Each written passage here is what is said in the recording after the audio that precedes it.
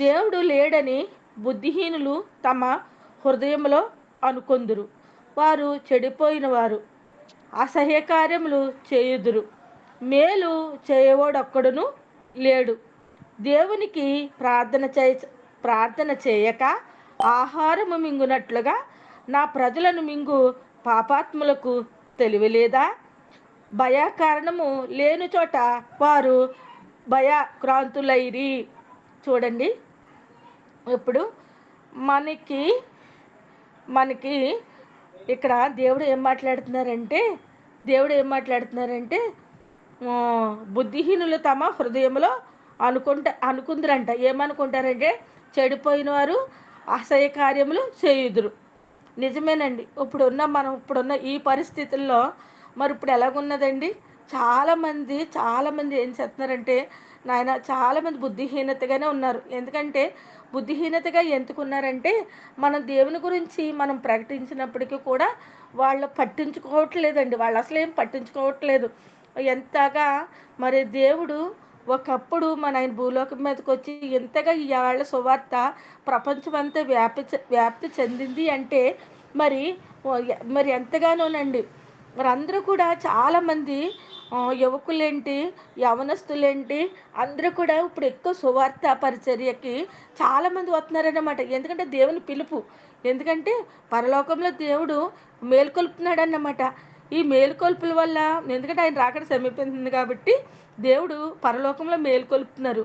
ఇప్పుడు యవనస్తులైన బిడ్డలు మరి చాలామంది ముందుకు వస్తున్నారు వాక్యాన్ని ప్రకటించడానికి, సువార్త చేయడానికి, ఇవన్నీ చెప్తున్నారు. మరి చెప్పినప్పుడు ఇక్కడ ఎవరండి బుద్ధిహీనులు బుద్ధిహీనులు గ్రహించలేరంట.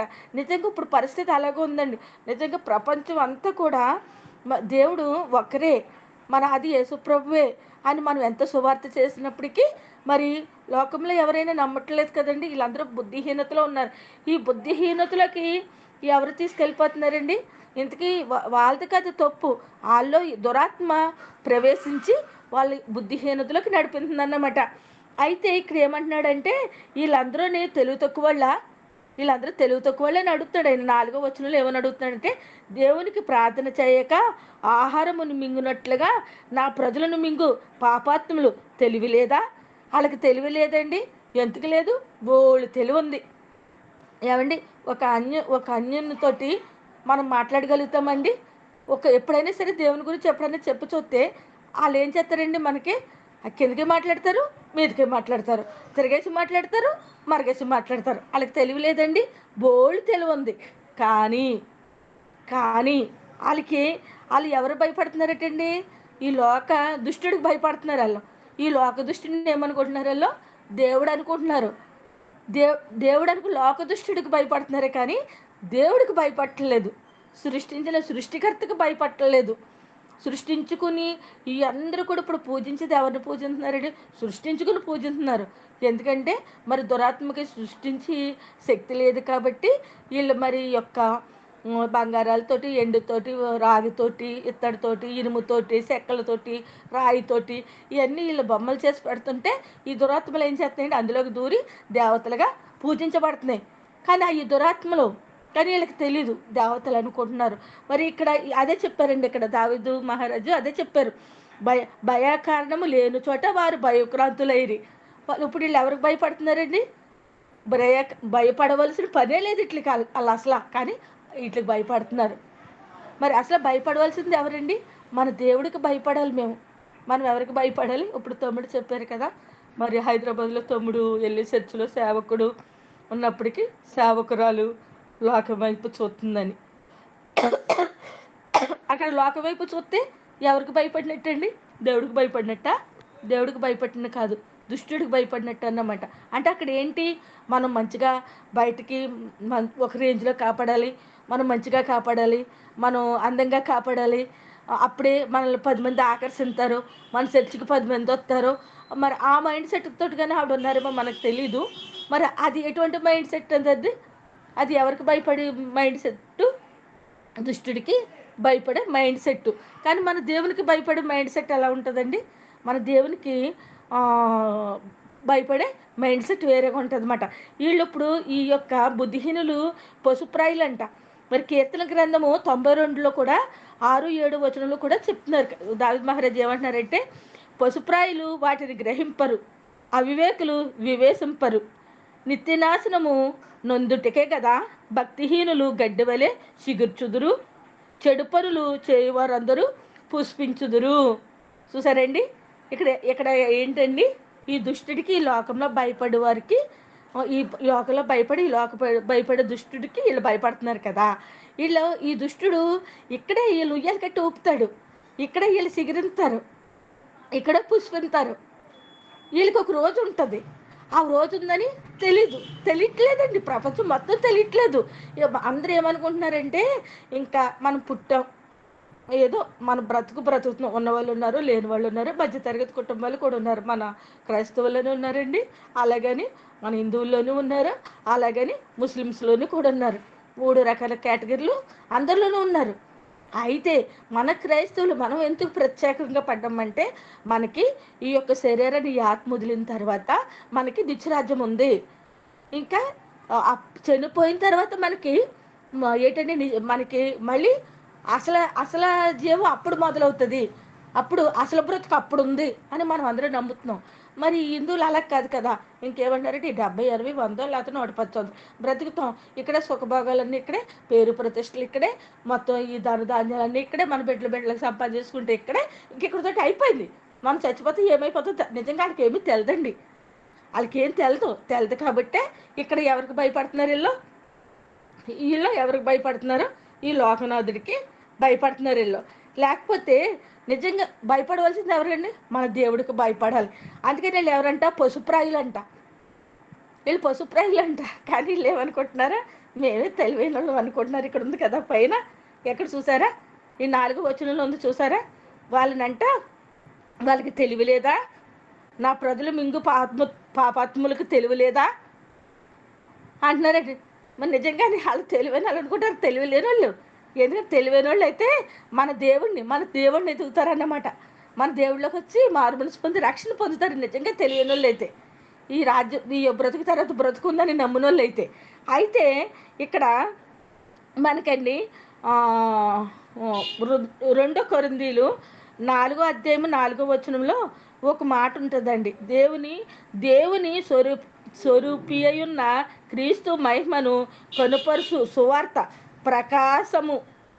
ప్రకాశము వారికి ప్రకాశింపకుండు నిమిత్తము ఈ యుగ సంబంధమైన దేవత అవిశ్వాసులైన వారిని మనోనేత్రములను గుడ్డితనము కొలుగజేసెను.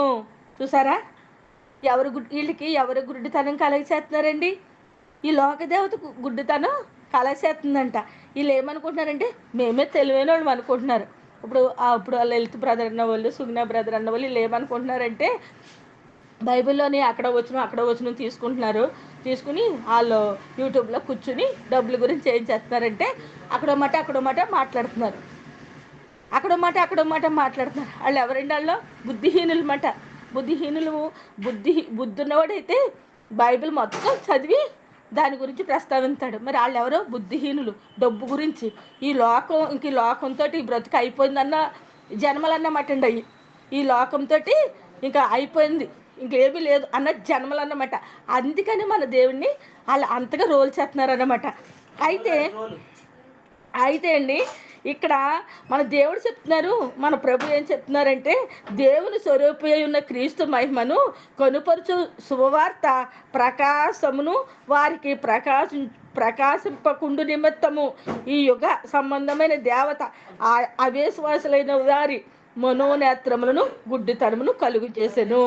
అదే విధముగానండి మన కీర్తన గ్రంథము 92 అధ్యాయంలో కూడా ఒక మాట ఉంది, నీ నామమును కీర్తించుట మంచిది.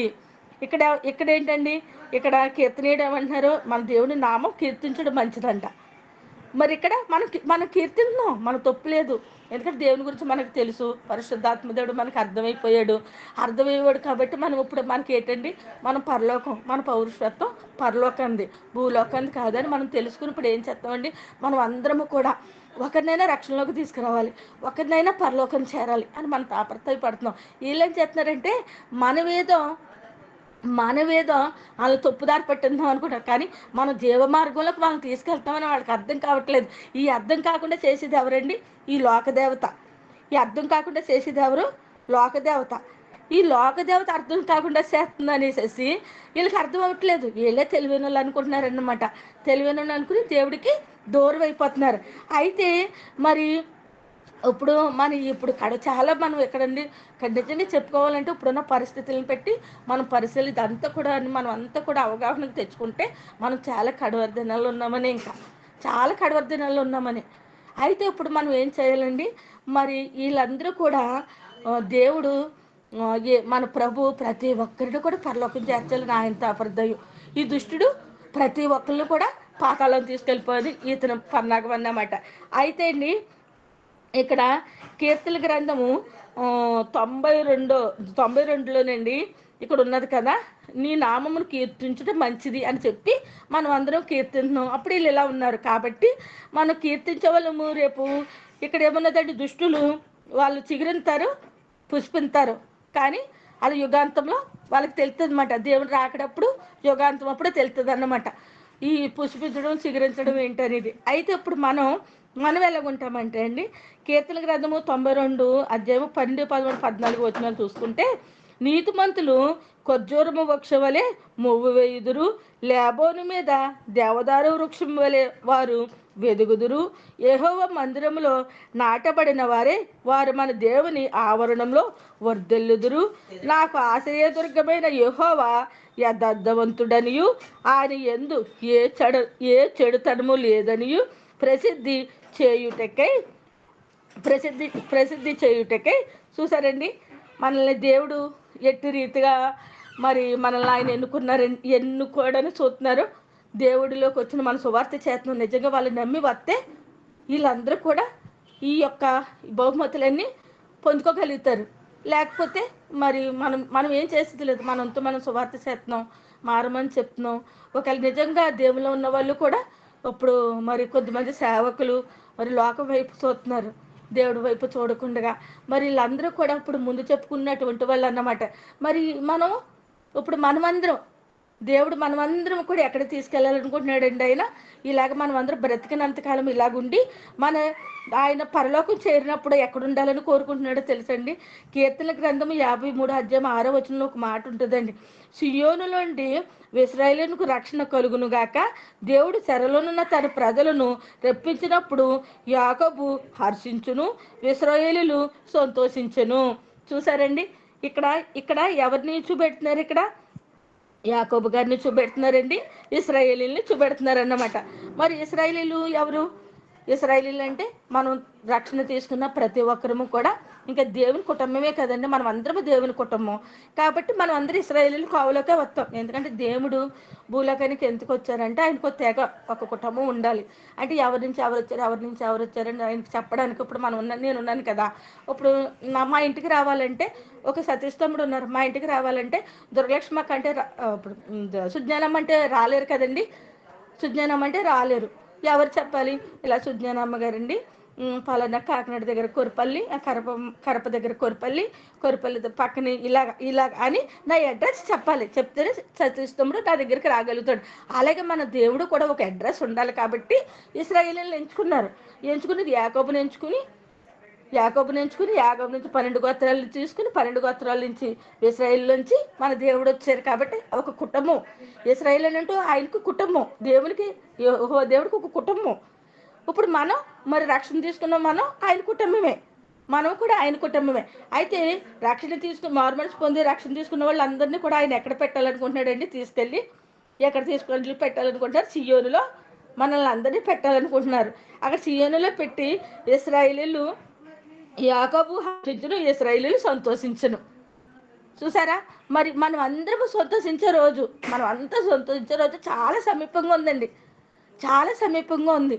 కాబట్టి మనం అందరము ఎంత మేల్కొని ఎంతగా ప్రార్థనలు చేసి ఎక్కువ రాత్రి బ్రదర్ చెప్పారు చూడండి. ఇప్పుడు మనం ఎక్కడ ఉండాలి? మనం ఎక్కడుంటే అక్కడ ఆయన సన్నిధిని ఏర్పాటు చేసుకోవాలంట. ఎక్కడుంటే మనం అక్కడ ప్రార్థనలో ఎక్కువ గడపాలంట. అయితే దుష్టుడికి దూరంగా ఉండాలంట. ఈ బుద్ధిహీనులందరూ కూడా ఇంక దుష్టులతోటే సమానం. ఎందుకంటే ఆళ్ళు మంచి వాళ్ళే. కానీ ఆళ్ళలోకి దూరినటువంటి దురాత్మ ఆళ్ళని దుష్టులుగా మారుతుందండి. అయితే మనం సువార్త చేస్తున్నాం. కొంతమంది ఏం చేస్తున్నారంటే నమ్మి విశ్వసించినప్పుడు ఎట్టన ఆళ్ళున్న దురాత్మ బయటపోద్దనమాట. అదేండి ఇంతకీ మనం చేసిందేమీ లేదు. మనం చెప్పిన సువార్త వాళ్ళు నమ్మారంటే వాళ్ళున్న దురాత్మ బయటకు పోద్ది. పోయి అప్పుడు మన పరిశుద్ధాత్మ వాళ్ళలో ప్రవేశింతది నమ్మితే. మరి నమ్మకపోతే మరి అదే కదా దేవుడు ఆవగింజంత విశ్వాసం ఉంటే కొండను తీసుకెళ్ళి సముద్రంలో వేయచ్చు అన్నారు. అయితే ఇప్పుడు మనం చెప్పిందంతా వాళ్ళు విశ్వసించారనుకోండి. ఎప్పుడైతే వాళ్ళు విశ్వసించారో వెంటనే పరిశుద్ధాత్మ దేవుడు వాళ్ళకి కమ్ముతాడు అన్నమాట. ఎప్పుడైతే వాళ్ళు కమ్మాడో ఇంకా ఆయనలో ఉన్నటువంటి దురాత్మ బయటకు పోద్ది. కాబట్టి వీళ్ళు ఏం చేస్తున్నారండి, వీళ్ళు నమ్మట్లేదు. ఎందుకే నమ్మట్లేదు. మన ప్రభువు చెప్పింది అదే కదా, భూలోకానికి వచ్చి మొత్తుకున్నది అదే కదా, నమ్మట్లేదు. ఇప్పుడు ఇశ్రాయేలు జనాంగమైనా చూడండి, మన ఎప్పుడండి మన ఎప్పుడంటే ఐగుప్తు నుండి ఇశ్రాయేలుని విడిపించిన తర్వాత ఆహరోను గారు మోసే గారు వాళ్ళని నడిపించారు. ఎక్కడి దాకా యొర్దాను దాకా నడిపించారు. అంటే 40 సంవత్సరం వచ్చేటప్పటికి 40 సంవత్సరం 5వ నెల వచ్చేటప్పటికి ఆహరోను గారు మరణించారు. తర్వాత మరి మోసే గారు యొర్దాను దాటి నువ్వు కానాను చూడమన్నారు కదా, ఎందుకంటే బండని మరి కర్రతోటి కొట్టిన గురించి చూడమన్నారు కదా. అయితే మన మోసే గారు 40వ సంవత్సరం 11వ నెల దాకా ఉన్నాడండి ఆయన. ఉండి అప్పుడు ద్వితీయోపదేశ కాండంలో ఉన్నటువంటి ఆ యొక్క ఆజ్ఞల్ని, ఆ ద్వితీయోప కాండము 28 అధ్యాయం 14 వచనాలు ఉంటాయి. మొదటి వచనాలు 68 వచనాలు అండి అది. అయితే 14 వచనాలు కూడా మీరు అక్కడ ఆశీర్వాద వచనాలు ఉంటాయన్నమాట. ఆ కింద 15వ వచనం నుండి 68 దాకా ఏముంటుందంటే మీరు ఇలాగుంటే ఈ పొందుకోగలుగుతారు, మీరు ఇలాగుంటే పొందుకోగలుగుతారు, ఇలాగుంటే పొందుకోరు అని ఉంటుంది అన్నమాట. ద్వితీయోపదేశ కాండము 68 వచనాలు మనం చదువుతాయండి. పైన 14 వచనాలు కూడా ఆశీర్వాద వచనాలే. 15వ వచనం దగ్గర నుంచి ఉంటుంది అన్నమాట అసలు స్టోరీ. మనం ఎలా బ్రతికితే అవి పొందుకోగలుగుతాం, ఎలా బ్రతకూడదో ఎలా బ్రతకాలని ఉంటుంది కిందని. అది మనకి తోరా అని కూడా అంటారండి మనకి. అయితే మోసే గారు ఈ యొక్క యెహోషువ గారికి అప్పగింతలు చేసినప్పుడు అదంతా చెప్పి అప్పుడు మోసే గారు మరణించారన్నమాట. అంటే మన అహరోన్ గారేమో 123 సంవత్సరాలకి చనిపోయినట్లుగా ఉంటుంది. మన మోసే గారేమో 120 సంవత్సరాలకి చనిపోయినట్లు ఉంటుంది అన్నమాట. 11 నెలలు 11 నెలల్లో వీళ్ళకి అప్పగింతలు అయితే ఇంకా అప్పుడే చనిపోయారు కదండి, ఇంకా అర్థం దాటలేదు కదా. అయితే అహరోన్ గారేమో 40 సంవత్సరాలు 5వ నెల అని ఉంటుంది. అయితే ఈ అప్పగింతలు ఇచ్చిన తర్వాత ఏం చేశారండి, యెహోషువ గారు పరిపాలించారు. తర్వాత ఏం చేశారు అయిన తర్వాత న్యాయాధిపతులు. అయితే ఈ మధ్యన వీళ్ళు ఏం చేసేవారండి, వీళ్ళకి ఒక ప్రవక్త ఒక న్యాయాధిపతో ఈ ఇశ్రాయేలీని నడిపించిన వాళ్ళు, లేకపోతే ఇశ్రాయేలీలు ఏం చేసేవారండి అక్కడ దారి తప్పిపోయేవారు. అక్కడ దారి తప్పిపోయేవారండి. దారి తప్పిపోయి ఏం చేసేవారు, దేవుడిని మర్చిపోయేవారు. దేవుడిని మర్చిపోయి ఈ బుద్ధిహీనత పనులు చేసేవారు. ఈ బుద్ధిహీనతల పనులు చేసినప్పుడు ఎవరో ఒకరు రాజులు వచ్చి ఈ మోయాబీలో ఫిలిప్పీలో ఎవరో ఒకరు వచ్చి వీళ్ళ మీద యుద్ధం చేసేసి వీళ్ళంతా దోసుకుని పోయేవారు. మళ్ళీ దేవుడు ఎవరినో ఒకరిని రేపేవారు. మళ్ళీ వాళ్ళని అందరినీ సరి చేసేటప్పుడు మళ్ళీ వాళ్ళ దేశం మళ్ళీ ఏళ్ళు కొట్టుకుని వచ్చేవారు. ఇంకా పాత నిబంధన అంతా ఇదే. ఇంకా ఈ బాధ అంతా దేవుడు పడలేక ఆ ఆది కాండంలో ఇచ్చినటువంటి ఆ 9వ అధ్యాయము ఆ యొక్క 9వ అధ్యాయము 6వ వచనం లోని ఆ 9వ అధ్యాయం 13వ వచనంలో ఇచ్చినటువంటి తీర్మానాన్ని పెట్టి వాగ్దానాన్ని పెట్టి ఇంక ఈ బాధ అంతా పడలేక దేవుడు వచ్చేసాడండి భూలోకానికి. దేవుడు వచ్చేసి భూలోకానికి నేను ఇలాగా ఇది మీరు ఇంత పరిశుద్ధంగా ఉంటే పరలోకం ఇగో నేను బ్రతికి చూపెడుతున్నాను. ఇప్పుడు నేను ఇలాగ వచ్చి బతకపోతే ఆ దేవుడు కాబట్టి మనం ఎక్కడ చేయగలం అంటారు. కాబట్టి దేవుడే బాణుడిగా వచ్చి ఎలా బ్రతకాలో మనకు చూపెట్టి ఆయన వెళ్ళిపోయాడండి. ఇప్పుడు మరి మనం కూడా దేవునిలా బ్రతకాలని చూపెట్టి వెళ్ళిపోయాడు. 33.5 సంవత్సరాలు భూలోకం మీద ఎలాగ బ్రతకొచ్చు, మంచిగానే బ్రతకొచ్చు, చెడ్డగానే బ్రతకొచ్చు. కానీ దేవుడు మంచిగా బ్రతికి మంచిగా కూడా మనం బ్రతకొచ్చు అని మన కళ్ళు ముందు, మన పితరుల కళ్ళు ముందు బ్రతికి ఆయన పరలోకానికి వెళ్ళిపోయారు. సిలువ వేయబడి 3 సమాధి చేయబడి లేవనెత్తబడి వెళ్ళిపోయారు ఆయన. ఇప్పుడు మరి మనం అందుకని ఆయన మన అందరిలోనే జ్యేష్ఠుడు అంటే అండి. పరలోకం అంటే శరీరదారుడిగా వెళ్ళాడు కదా మరి, అందుకని మన అందరికన్నా ఆయన జ్యేష్ఠుడు అన్నమాట. ఇప్పుడు ఆయన తర్వాత మనం అందరము కూడా ఆ జ్యేష్ఠత్వంలోకి నడిపించడానికే ఈ బాధ అంతా. అయితే ఇప్పుడు ఇదంతా కూడా మనం అందరూ సువార్త చేస్తున్నాం. బుద్ధిమంతులు నమ్ముతారు, మరి బుద్ధి లేని వాళ్ళకి మనం ఏం చేయలేమండి. అయినప్పటికీ మన సువార్త మనం ఆఫ్ చేయొద్దు. మనం ఒకరికొకరికి చెప్తూ మానొద్దు. మనం అందరము కూడా ఈ యొక్క విషయంలో ఈ పట్టుదల కలిగండి. ఆఖరికి మనం వెళ్ళి చెప్పినప్పుడు మనల్ని గెసురుకున్న వాళ్ళు ఉంటారు, తిట్టినప్పుడు నేను ఉన్నాను కదా, ఈ మంచం మీద కూర్చొని ఉంటాను కదా, నేను రాత్రి 12 అయ్యేదాకా కూడా ఏదో గ్రూప్లో వాక్యం చెప్పడం, ప్రార్థన చేయడం. మా చుట్టూ ఎలా ఉంటుందంటే, నా ముఖం మీద అంటారు కానీ పక్కన రాత్రి 12 అయినా సరే పేషెంట్గా ఉండి కూడా బేరని అరుతూ ఉంటుంది, పాటలు పాడుకుంటుంది అని అనుకుంటారు. కానీ వాళ్ళకి తెలియదండి. ఆ ఆనందం మనకు తెలుసు, ఆ నిత్యత్వం మనకు తెలుసు, వాళ్ళకి తెలీదు. అయ్యి మనం ఏం చేయాలి? ఎప్పుడైనా వాళ్ళు తారసపడినప్పుడు వాళ్ళు మనసులో తిట్టుకున్నా మనకు కదండి. మనం వాళ్ళకి సువార్త చేసామా? సువార్త చేస్తే వాళ్ళు నమ్ముతారు. లేదు, మనంతో మనం చేసాం. ఇంకా దానికి మనం ఆ పాపానికి మనం పాత్రలం కాదు.